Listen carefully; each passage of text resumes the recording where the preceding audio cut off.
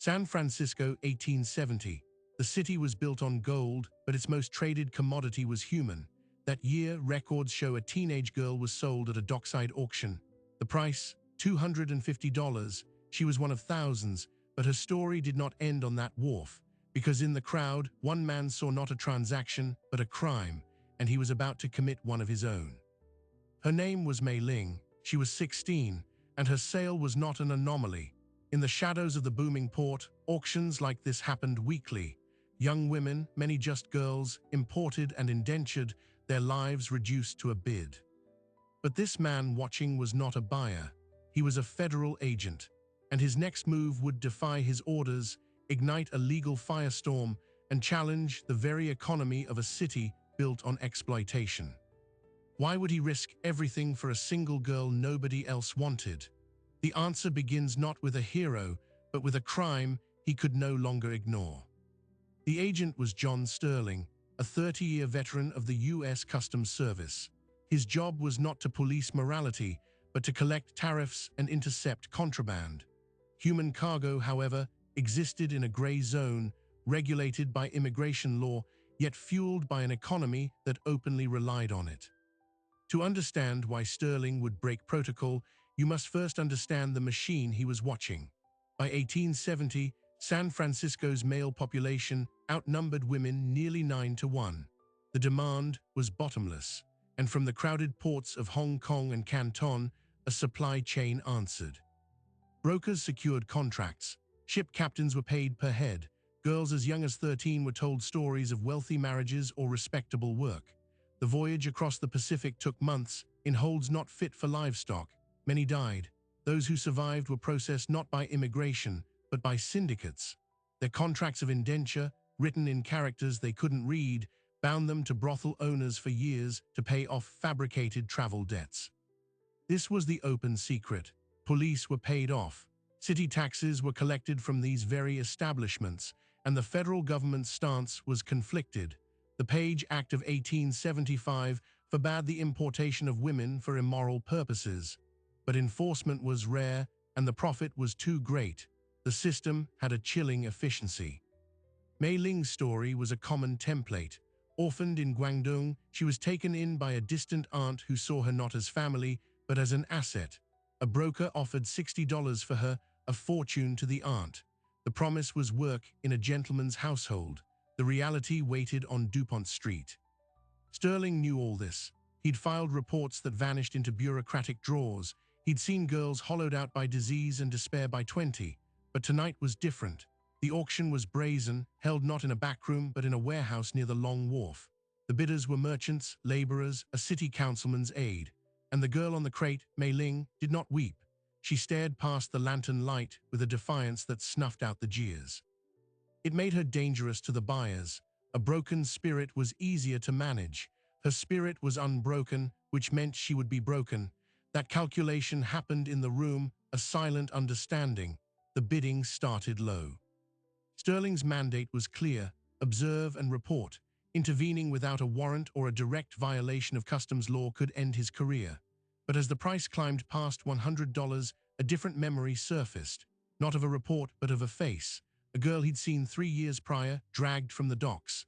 He followed the rules then. He'd learned later she'd jumped from a third-story window on Clay Street before the year was out. The bid hit $200. A burly saloon keeper named Driscoll grinned, confident. Sterling's hand went to the pistol at his hip, not to draw it, but to feel the weight of the authority it represented, an authority that felt useless. Then a voice cut through, $250. All heads turned. The bidder was a thin man in a well-tailored suit, Dr. Samuel Chen, a respected physician in the growing Chinese community. Rumors swirled that he also financed some of the very syndicates he publicly criticized. His bid was a shock. Was this a rescue or merely moving property to a different shelf? Driscoll spat, $275. Dr. Chen didn't flinch, $300. The room buzzed. This was above market rate. Driscoll scowled, calculating, then shook his head. The auctioneer's gavel, a wooden mallet, hovered. Sold to Dr. Chen for $300. Mei Ling's gaze finally moved, locking onto the doctor. There was no gratitude, only a deeper wariness. Sterling watched as Chen's men, not him, stepped forward to take her arm. The transaction was complete. The legal window for customs intervention had closed the moment the money changed hands between two civilians. Sterling should have turned and left. His shift was over, but he followed them out into the salt-tinged fog. He watched as Mei Ling was not led to a carriage, but toward a narrow alleyway that led away from the respectable neighborhoods. Dr. Chen was already walking in the opposite direction, his job done. He wasn't taking her home, he was delivering her. This was the second transaction, the real one. The warehouse auction was a show for outsiders. The alley was where the girl would be handed to her final owner, her contract signed over, her life sealed. Sterling's feet moved before his mind could rationalize. He wasn't acting as an agent now. The badge felt like a lie. He was just a man in the dark, following a girl and two thugs toward a fate he could chart hour by hour, bruise by bruise. He reached the mouth of the alley. One of the men had Mei Ling by the wrist. She was pulling back, the defiance now raw panic. The man raised his hand. "Enough!" Sterling's voice wasn't a shout. It was low, final, and it echoed off the brick. Both men turned. They saw the customs uniform, the determined set of his jaw. "Let her go." The taller one smirked. "This ain't your business, layaway asterisk. This is a private contract. You got no warrant." Sterling took a step forward. He had no plan, no backup. He had broken the first rule, NEVER Chinese letter alone. The contract is fraudulent, she's a minor. The Page Act makes it my business. "Prove it in court," the man sneered, but his grip on Mei Ling loosened slightly. He was weighing the nuisance of a fight against the smoothness of a payoff. Sterling saw the calculation. He did the one thing he could not take back. He reached into his coat, not for his gun, but for his own money clip. He had maybe $80 on him, his entire monthly rent. He tossed it at the men's feet. The coins scattered on the wet cobblestones. "Consider the contract bought out." The men stared, stunned. This wasn't how things worked. Officials took bribes, they didn't pay them. The shorter one scooped up the money quickly. With a final, contemptuous glance, they released Mei Ling and melted into the shadows. She stood frozen, rubbing her wrist, looking from the empty alley to the strange official who had just spent his own money. Sterling felt the gravity of his actions crashing down. He had no paperwork, no authority, and no legal ground to stand on. He had just purchased a human being. And now he had no idea what to do with her. The silence in the alley was louder than the auction. Mei Ling stared at the stranger in the uniform, the man who had just traded coins for her life. She didn't see a savior. She saw another man with a plan for her. And John Sterling, his rent money gone, realized he had committed the very act he was supposed to prevent, a unilateral, off-the-books transfer of a human being. "Come with me," he said, his voice stripped of its official command. It was just a request. To where, her English was halting but clear, "Your jail. Somewhere safe for tonight." There was no safe place. The police were unreliable. The federal building was closed. Taking her to his boarding house was unthinkable, both for her reputation and his.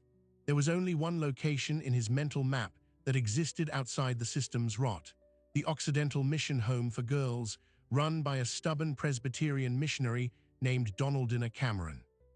Cameron was a legend and a thorn in the side of the city establishment. She conducted midnight raids, smuggled girls out of brothels in potato sacks, and faced down hatchet men with nothing but a Bible and a blistering glare. Sterling had filed her as a well-intentioned nuisance in past reports. Now she was his only viable harbor. The walk was tense. Mei Ling kept 2 paces behind, a silent shadow. Sterling expected her to run. She didn't. Where would she go? The city was a maze of threats, and he, for all his ambiguity, was at least a known quantity.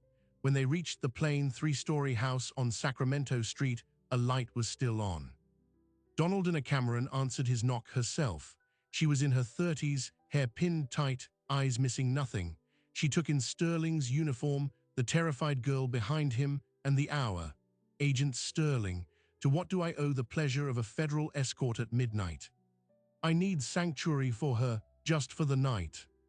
Sanctuary, Cameron repeated, not moving from the doorway. Or evidence storage, is this a case? Sterling met her gaze. It's a mistake, my mistake, but she can't go back. Cameron studied Mei Ling's face, the defiant set of her jaw beneath the fear. She stepped aside. Come in, child. As Mei Ling slipped past, Cameron turned back to Sterling. You're in trouble, aren't you? Deeply. Good, she said, and closed the door. Sterling reported for duty the next morning as if nothing had happened. The first crisis was immediate. His superior, Collector John P. Jackson, summoned him. Jackson was a political appointee, a man who believed in order and revenue, not crusades. Sterling, the Driscoll Saloon, last night, you were seen nearby before a disturbance. Jackson didn't look up from his ledger. Sterling's pulse thudded. Routine patrol, sir. Noted some late cargo movement, nothing to report. Jackson finally looked up, his eyes sharp. Driscoll is connected. He pays his fines on time and his tariffs in full. He's not worth the paperwork of a disturbance. Understood. The message was clear, stay away. The system preferred its corruption tidy. Sterling nodded. Understood. But the second crisis was already waiting. As he left Jackson's office, a Chinese clerk from the translation desk hurried over, looking nervous. Agent, a message was left for you. He handed Sterling a small, folded slip of rice paper. The characters were elegant, but the message was blunt. The merchandise was acquired. The payment was insufficient. A balance remains. It was unsigned, but the meaning was clear. The syndicate didn't care about the $80. They cared about the principle. Sterling had disrupted a transaction publicly that demanded a response, either a larger payout or a demonstration of consequence. They were telling him he'd bought a problem, not solved one. He went back to the mission that evening. Donaldina Cameron was teaching an English lesson in the parlor. Mei Ling sat at the back, watching, not participating. When she saw Sterling, her expression didn't change. Cameron joined him in the hallway. She hasn't spoken 10 words, she trusts no one, but she watches everything. What are your intentions, Agent? I don't run a boarding house for federal puzzles. Sterling handed her the note. Cameron read it, her lips thinning. They're marking you. I need to get her out of the city. Somewhere they can't find her. And then what? You return to your duties while she hides forever. You made this personal, Sterling. The law won't protect her because you broke the law to get her. She has no status, no papers. If you're caught moving her, it's kidnapping. He had trapped them both. The grim truth settled in. His impulsive act hadn't freed Mei Ling. It had only transferred her captivity from a brothel to a legal limbo where she was equally undocumented and hunted. There might be a way, Cameron said slowly, but it requires her testimony, and it requires you to stop being a bystander filing reports and start being a target. She led him to a small office, pulling a file from a locked cabinet. It contained names, ship manifests, and coded ledgers, evidence she had collected over years, which police and prosecutors had repeatedly ignored. They ignore it because the cases are he said, she said. The girls are unreliable. They recant out of fear, or they disappear. But if we can connect one girl to a specific, high-value transaction and protect her long enough to testify before a federal judge who isn't in someone's pocket. She tapped a name in the ledger. Dr. Samuel Chen, the man who bid on her at the auction. He's the key. He's not just a doctor, he's the frontman. He buys the girls at public auction to launder the transaction, then sells them privately to the brothel owners. He gives the trade a veneer of legitimacy. If Mei Ling can identify him, and we can tie him to a specific syndicate payment, it's a Page Act violation even a cautious judge might have to acknowledge. It was a dangerous gambit. It would mean openly investigating Chen, drawing his fire, and betting Mei Ling's safety and Sterling's career on the conscience of a federal court. Will she do it? Sterling asked. Ask who? Mei Ling was in the small garden behind the mission, pulling weeds with a fierce concentration. Sterling stood beside her, feeling foolish. Miss Mei Ling, the woman who runs this place, Miss Cameron, she believes you could help stop the men who brought you here. Mei Ling didn't stop working. How? By telling your story to a judge, by saying the names of the men you saw. She yanked a weed out by its roots. And then they kill me, or they kill you, then they find another girl, nothing changes. It could change for you, you could get proper papers, a chance at a real life. She finally looked up, her eyes hard. You want to use me for your case, you are not so different. The accusation hit its mark. Was that what he was doing, trading one utility for her, from brothel worker to legal witness, to salve his own conscience? Maybe I am, he admitted, the honesty surprising himself, but the case is the only tool I have, and right now you have none. Maybe we are both tools, but we can choose what we build. She was silent for a long time, watching a sparrow land on the fence. The doctor, she said quietly, at the auction, he smelled of lavender and cigars. He has a gold tooth here, she pointed to her canine. And on the ship there was another girl, Lily. They took her away before me. She was 12. She cried for her mother every night. Find her. If I speak, you find Lily first. It wasn't agreement. It was a negotiation. Her first act of agency since being sold. Sterling nodded. I'll find her. Tracking Lily with no other name was like finding a specific grain of sand on the beach. Sterling spent days cross-referencing ship manifests from the SS China Cloud Asterisk, which had arrived 2 weeks prior. The manifests listed numbers, not names. Girls were logged as female servant or ward. His only break came from the translation clerk, who risked his own safety to help. The young ones, they are given flower names at the docks. Lily, Rose, Jade. It is easier for the buyers. He whispered that a girl matching the description had been seen at a receiving house on Brenham Place, a notorious way station. Sterling and Cameron planned a reconnaissance. Posing as a health inspector concerned about a smallpox rumor, Sterling gained entry to the squalid building. The smell was oppressive, unwashed bodies, opium smoke, and mildew. He didn't see Lily, but in a dim room he saw Dr. Chen. The man was not treating patients. He was examining a line of 5 young girls, checking their teeth and hands like a farmer at a livestock show, nodding to a ledger keeper beside him. Sterling's blood went cold. This was the pivot. Chen wasn't just a financier, he was the quality control for the entire operation. As Sterling turned to leave, his cover already thin, he bumped into a hulking man carrying supplies. It was one of the thugs from the alley. Recognition flashed in the man's eyes. Sterling left quickly, but the damage was done. He was made. The pressure began to tighten from all sides. The next day, a formal complaint arrived at the customs house alleging Sterling had solicited a bribe. It was a preemptive strike from Chen's syndicate designed to discredit him. Collector Jackson called him in again, his face like stone. I told you Driscoll was connected. Now this. Your career is hanging by a thread, Sterling. Take a week's leave. Stay away from the waterfront. Suspended in all but name. Meanwhile, the threats became more direct. A brick wrapped in Mei Ling's description, written in Chinese, was thrown through the mission's front window. The message was clear. They knew where she was. Cameron was furious, but not frightened.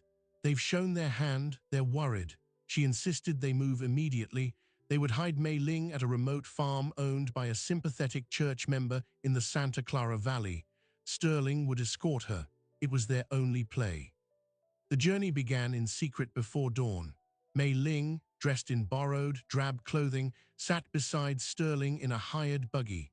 She held a small bundle with the few things Cameron had given her. They rode in silence for an hour, the city giving way to rolling orchards. Then, at a lonely crossroads marked by a twisted oak, a second buggy emerged from a side lane, blocking their path. Sterling's hand went to his weapon, but the man who stepped down wasn't a hatchet man. It was Dr. Samuel Chen himself, impeccably dressed, a faint smile on his face. Agent Sterling, what a coincidence. His voice was smooth, cultured. I believe you have something that belongs to one of my associates. A simple misunderstanding, I am sure. We are reasonable men. Name your price to correct it. This was the bridge, not a violent ambush, but a polite corporate offer of corruption. Sterling looked at Mei Ling, who had gone very still. He looked at Chen's calm, assured face. In that moment, he understood the true enemy wasn't the brutality in the alley, but the respectable, calculated evil in a tailored suit. Saying no would be a declaration of war. Saying yes would be a death sentence of the soul. He had to choose, and the choice would define everything that came after. The polite smile on Dr. Chen's face didn't falter, but it froze into something brittle. He lowered his hands slowly, his eyes never leaving Sterling's.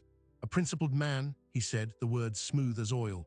"How antiquated. Very well, Agent. You have chosen the path of maximum inconvenience for everyone." He gave a curt nod to his driver, and the buggy rolled away, leaving Sterling and Mei Ling in a cloud of fine, choking dust. They completed the journey to the farm in a silence thick with dread. The Wilsons, the elderly couple, were kind but nervous. They'd sheltered girls before, but never one pursued by a man of Chen's stature.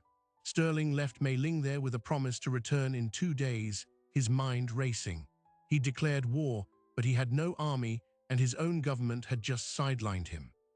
Back in the city, the retaliation was swift and surgical. It didn't come as a brick through a window. It came as a letter on official letterhead. The U.S. Attorney's Office, citing the unsubstantiated and potentially libelous nature of the accusations against a prominent citizen and referencing Sterling's rogue conduct, formally declined to prosecute any case related to the Page Act violation. The door to the courts slammed shut. Donald and Cameron was furious. They've been got to. Chen owned someone in that office. But the real masterstroke came the next morning. The San Francisco Chronicle ran a brief notice on page 4, Customs Agent Relieved of Duty.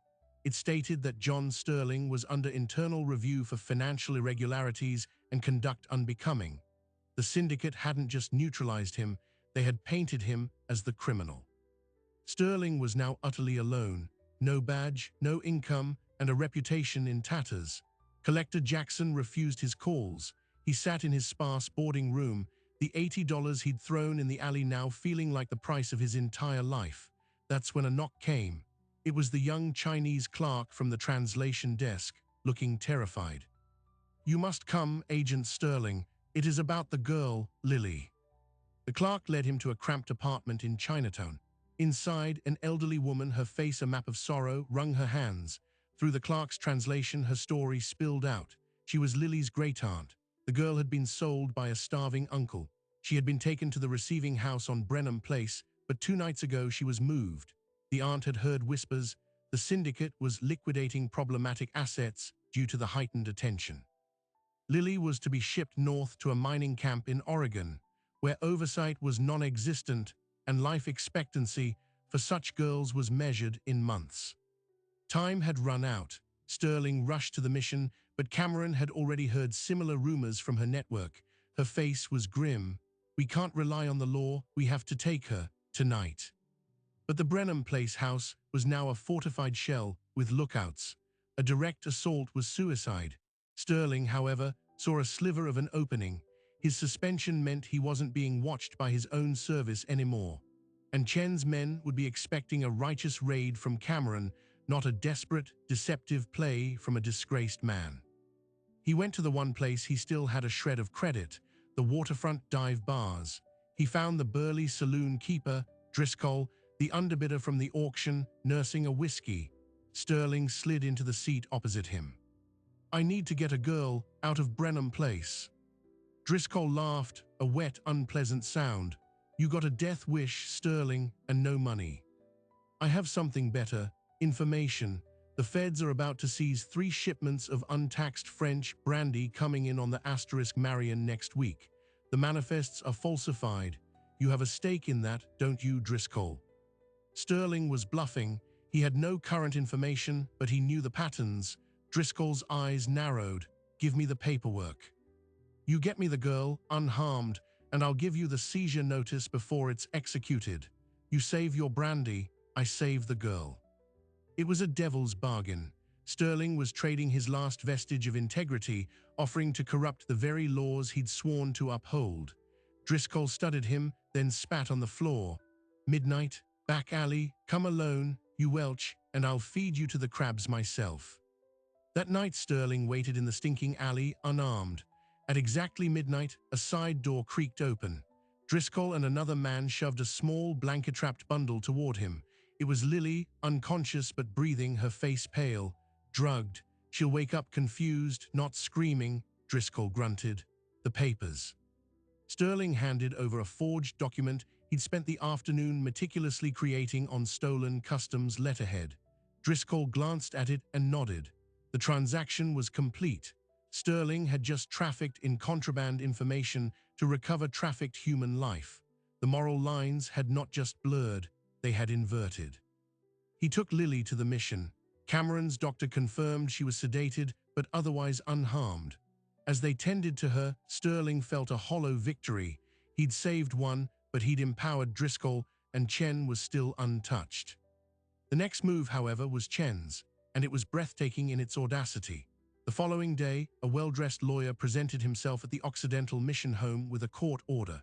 It was a writ of habeas corpus filed by Dr. Samuel Chen, claiming that Mei Ling was his rightful indentured servant, obtained under legal contract, and that Donaldina Cameron was unlawfully detaining her. The judge who signed it was a man deep in the pocket of the Pacific Syndicate. Cameron was apoplectic. They're using the law to steal her back. We have to move her from the farm, now. Sterling raced to the Santa Clara Valley, but he was too late. The farm was deserted. A neighbor said men had come in the night, not thugs, but men with deputy badges and a court order. They had taken Mei Ling. She was now, technically, in legal custody, awaiting a hearing to determine her lawful disposition. Chen had used the system's own machinery to recapture his property. Sterling stood in the empty farmhouse, the walls seeming to close in. Every institutional lever had been used against him. The courts, the police, the press, his own agency. He had nowhere to appeal. That's when the Wilsons' neighbor, a quiet Filipino farmhand, approached him. They took her to the city, but the girl, she left this for you. She hid it under the floorboard where she slept. It was a folded piece of paper, a rough map drawn in charcoal. It depicted the waterfront with a specific warehouse circled. On the back, in clumsy but clear English, were 3 words: he keeps records. Mei Ling hadn't just been a passive victim. She'd been observing, listening. She knew Chen's weakness. His legitimacy depended on ledgers, records of contracts and investments that tied the whole operation together. If those books fell into the hands of a truly incorruptible authority, the whole house of cards would collapse. But what authority was left? The federal courts had declined. The local police were complicit.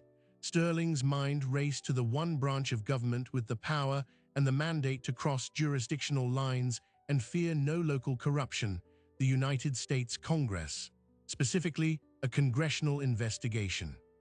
He remembered headlines from a year prior about a fiery senator from Massachusetts, Henry L. Dawes, who had chaired a committee investigating corruption in the Indian Bureau. Dawes was a reformer, ruthless, and loved headlines. If Sterling could get the ledgers and the story to Dawes, the syndicate couldn't buy or intimidate their way out. The problem was the warehouse. It was Chen's private office, rumored to be a fortress. Gaining entry was impossible unless you were invited. Sterling formulated a plan so reckless it bordered on insanity. He went to the office of the San Francisco Call and met with the reporter, Thomas Greer. "I'm going to give you the story of the decade," Sterling said, "but you have to publish it exactly when I say, and you have to come with a photographer." He then sent a message to Dr. Chen, delivered by the same terrified clerk. It read, "I have the seizure manifests for the Marion. They are more extensive than Driscoll knows. I wish to negotiate a truce. Meet me at your warehouse at Jackson Wharf at 8 tonight.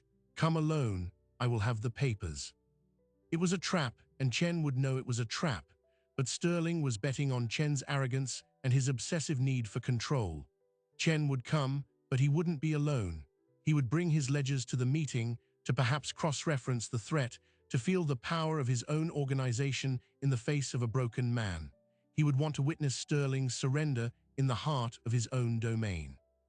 As night fell, Sterling walked toward the warehouse, the massive shadows of the ships looming in the harbor. He carried a sealed envelope filled with blank paper. Behind him, hidden in a nearby shed, Thomas Greer and his photographer waited, watching the door. Sterling knocked. The door opened, and he was ushered in by 2 guards. Inside, it was not a dingy storage space, but a lavish, wood-paneled office. Dr. Chen sat behind a large desk. Open on it were 2 large, leather-bound ledgers. Chen smiled. "Agent Sterling, or should I say former *agent, you have something for me." Sterling held up the envelope. The manifests. Where is Mei Ling? Safe in a holding cell, perfectly legal. Now the papers. But Sterling's eyes were on the ledgers. He took a step closer. I want to see her first, a guarantee. Chen sighed as if dealing with a tiresome child. He nodded to a guard who left through a side door. A moment later, he returned with Mei Ling. She was pale, her hands bound, but her head was high. Her eyes met Sterling, and in them he saw not fear, but a fierce, burning resolve. It was all the signal he needed. Sterling dropped the envelope on the floor. As Chen's eyes followed it, Sterling lunged not at Chen, but at the desk. He swept the two heavy ledgers into his arms and spun, throwing them with all his strength toward the large, grimy window that looked out onto the wharf. The glass shattered with a spectacular crash. The ledgers tumbled onto the cobblestones outside. Now, Sterling yelled into the night. Flash powder erupted in a blinding white light from the shed across the way. The photographer had captured the moment, the flying ledgers, the broken window, the interior of Chen's office. Thomas Greer was already scribbling notes. Chaos erupted. Chen screamed for his men. Sterling grabbed Mei Ling, pulling her toward the shattered window. They scrambled through, cutting themselves on the glass, and stumbled onto the wharf. Grabbing the ledgers, they ran into the maze of cargo stacks, pursued by shouts and footsteps. They didn't get far before they were cornered at the edge of a dark pier. Chen's men closed in, their faces murderous. Sterling clutched the ledgers to his chest, shielding Mei Ling. This was it. They would be killed, and the books would be lost. But then a new voice cut through the fog. Halt, in the name of the United States Congress. From behind the crates emerged a squad of armed men in unfamiliar uniforms, led by a stern-looking official with mutton-chop whiskers. It was the Sergeant-at-Arms of the U.S. Senate, dispatched by Senator Dawes himself, who had been quietly alerted by Donald Cameron's telegraph to Washington the day before. Chen's men froze, confused. The federal government had arrived, but not the part they owned. The official stepped forward. John Sterling, by the authority of the Senate Select Committee on Immigration and Corruption, you are summoned to testify, and we'll take those books as evidence. Sterling handed over the ledgers, his hands shaking. He looked at Mei Ling, then back at the official, and the girl. The official's gaze softened slightly. She is under the protection of the United States Senate. No local writ touches her now. As Chen was taken into federal custody, sputtering about jurisdiction, Sterling realized the game had changed forever. He hadn't just won a skirmish. He had escalated the war to a battlefield where Chen had no allies. But as the cold bay wind cut through him, he knew the victory was fragile. The syndicate was wounded, not dead. And testifying before Congress would put him and Mei Ling in a national spotlight, with forces at play far more powerful than a San Francisco doctor. He had the evidence, he had the witness. Now they had to survive the process. The journey to Washington was a passage through a different America. For Mei Ling, who had seen only the hold of a ship and the filthy streets of a port, the rolling green countryside outside the train window was a silent dream. For John Sterling, sitting across from her, the ledgers in a locked Senate case between them, it was a voyage into a profound uncertainty. He was no longer a federal agent. He was a witness, a whistleblower, and a man who had broken as many rules as he had enforced. The hearing room in the Capitol was nothing like a San Francisco courtroom. It was larger, colder, echoing with the weight of history. Senator Henry Dawes presided, his presence like a granite block. Flanking him were other committee members, their expressions ranging from keen interest to outright skepticism. The gallery was packed with reporters, their pencils poised. For 3 days, Sterling testified. He laid out the system with clinical detail, the ship manifests, the false contracts, the complicity of local police and indifferent customs officials. He described the auction, the alley, his own $80 bribe. He did not spare himself. When asked why he acted, he said, "Because the law on the books was not the law on the docks, and I wore the wrong one for too long." Then it was Mei Ling's turn. She was guided to the chair by Donald Cameron, who had come east for this moment. Dressed in a simple, dark dress provided by the mission, Mei Ling looked impossibly small before the imposing semicircle of senators. But when she began to speak, through a court-appointed translator, her voice did not waver. She described her village, the broker's lies, the sickness and terror of the voyage, the crate she stood on at the Long Wharf auction. She named Dr. Chen, described his gold tooth, the smell of lavender. She spoke of the other girls, of Lily, whose rescue Sterling had secured. She did not cry. Her testimony was a flat, devastating recitation of fact. It was more powerful than any emotional appeal. The ledgers were entered into evidence. They were a revelation. Page after page of coded entries linked investments, the purchase of girls, to returns, brothel profits, with names of city officials receiving regular consulting fees. Dr. Chen's network was laid bare, a balance sheet of human misery. The impact was immediate and national. The San Francisco Call story, coupled with Greer's explosive photograph of the ledgers flying through the window, had already primed the public. Now, the detailed testimony made it undeniable. Headlines from New York to Chicago screamed about the Pacific slave trade. In San Francisco, the fallout was swift and panicked. Collector John P. Jackson, Sterling's former superior, was summoned to Washington to explain his inaction. Facing perjury charges, he turned state's evidence, implicating a deputy mayor and a federal judge. The house of cards began to collapse from the top down. Dr. Samuel Chen, held in a D.C. jail, fought extradition. His lawyers argued the case was a state matter, but the congressional hearing had created something new, overwhelming political pressure. The Attorney General, eager to show federal muscle, personally took over prosecution. Chen was charged under the Page Act with multiple counts of importing women for immoral purposes. It was the first high-profile test of the law. The trial was a shorter, fiercer echo of the hearing. With the ledgers and the testimony of Sterling and Mei Ling, the verdict was never in doubt. Chen was found guilty on all counts. He was sentenced to 15 years in a federal penitentiary and fined $10,000, a staggering sum. The message was sent. The trade might continue in shadows, but its respectable frontmen were no longer safe. For Sterling, there was no reinstatement. The Customs Service, embarrassed by his testimony and Jackson's corruption, quietly accepted his resignation. The financial irregularity charges were dropped, but his career was over. He returned to San Francisco not as an agent, but as a private citizen, his name cleared, but his profession gone. Donald and Cameron offered him a job. The Occidental Mission Home needed a man who knew the waterfront, who could navigate its dangers to rescue girls. A man unbound by official protocols. Sterling accepted. His new uniform was plain clothes. His new mandate was Cameron's simple, furious directive: find them, bring them here. Mei Ling faced a different future. Under a new federal policy crafted in the wake of the scandal, she was granted a special certificate of residency as a material witness and victim of a federal crime. It was not citizenship, but it was safety. She was free. She didn't return to the mission.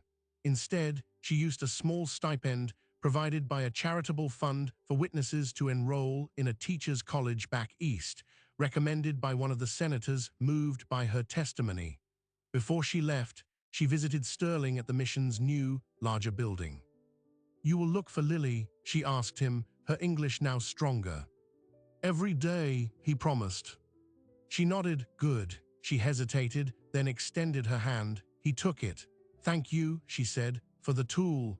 She was referring to their conversation in the garden about both being tools. She had used the tool of testimony to build herself a future. She left for Boston to study, to become a teacher, to live a life that was hers alone. Sterling received a letter from her 6 months later. It contained a photograph of her standing before a schoolhouse, a book in her hand. On the back, she had written, "I am building something." The systemic change was real, but incomplete. The Page Act was enforced with new vigor. Customs agents like John P. Jackson, now fearing congressional scrutiny, authorized more raids. In the year following the hearings, seizures of immoral cargo increased by 300%. The public auctions vanished from the wharves, driven underground. The trade was wounded, not killed. It adapted, grew more secretive, shifted routes. But a precedent was set.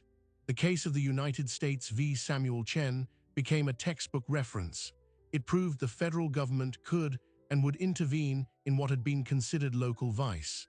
It laid the groundwork 30 years later, for the far more comprehensive White Slave Traffic Act, known as the Mann Act. Sterling worked for Cameron for a decade. He helped rescue scores of girls. He never married. He lived in a small room at the mission, his world narrowed to the waterfront's darkness and the mission's light. He kept a copy of the photograph Mei Ling sent him on his wall. In the winter of 1890, a sickness swept through the mission. It was pneumonia. Sterling, worn down by years of night work and damp fog, succumbed quickly. Donaldina Cameron was at his bedside.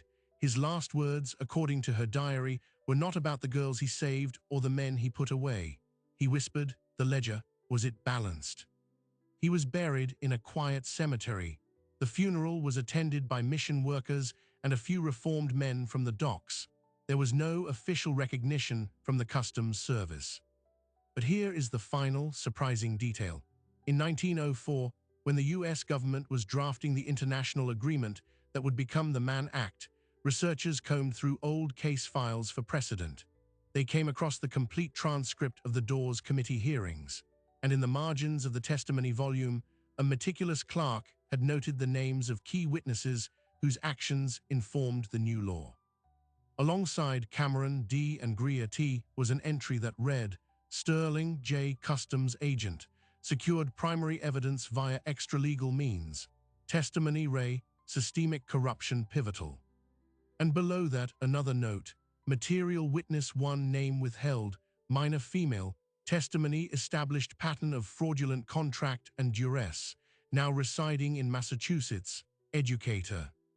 John Sterling and Mei Ling, each in their own way, had entered the historical record, not as a hero and a victim, but as two catalysts in a long, slow arc toward justice. The ledger, in the end, was not about balancing debts, but about inscribing names. Theirs were now permanently, if quietly, written in the record. The story that began with a girl sold for $250 on a San Francisco dock ended with a line in a federal document and a teacher in a Boston schoolhouse. The battle was not won, but a crucial skirmish was over, proving that even a corrupt system could be cracked open from within by one man's inconvenient conscience and one girl's unbreakable will. The wharves of San Francisco are silent now, the specific warehouses of that era long gone, replaced by glass and steel. But the story of John Sterling and Mei Ling is not just a closed chapter in a history book. It is a blueprint, a case study in how corruption is fought, not by flawless heroes, but by compromised individuals who finally draw a line. The system they challenged was a living organism. It adapted. The open auctions ended, but the coercion simply went further underground, found new routes, new vulnerabilities to exploit. The passage of the Mann Act in 1910 was a direct descendant of the legal precedent their case helped establish, proving the federal government could police moral borders. Yet over a century later, the fundamental transaction, the exchange of human hope for cash, persists in forms both crude and sophisticated. What Sterling and Mei Ling proved is that breaking such a system requires a specific, unstable alchemy. It needs the insider's knowledge of the rules and the outsider's refusal to accept them. It needs documented evidence, yes, but first it needs a human conscience that can no longer tolerate the math of suffering. Sterling provided the first spark by acting not as an agent, but as a man. Mei Ling provided the fuel by speaking not as a victim, but as a witness. Their legacy is measured not in the end of trafficking, but in the creation of a tool, the idea that a single case, propelled into the national spotlight, can force a recalibration of power. Every modern conviction under anti-trafficking laws owes a debt to those early, messy battles over jurisdiction and evidence. The quiet footnote in the congressional record, the teacher in Boston, the disgraced agent finding purpose in a mission, these are the real monuments. They remind us that change is rarely a grand, sweeping revolution. It is often a costly, personal insurrection that seeds the ground for laws others will write and enforce. So the next time you walk past a historic building or read a dry statute, remember the human friction that brought it into being. Remember that the lines between right and wrong, legal and illegal, are often drawn by those who were brave enough or desperate enough to be inconvenient. Their story asks a question that echoes into our present. In the face of a profitable, protected wrong, what line will you draw? And what are you willing to trade to hold it? If you found this story of courage in the shadows compelling, there are countless more untold chapters of history waiting to be uncovered. Subscribe and join us next time as we continue to unearth the forgotten plots that shaped our world.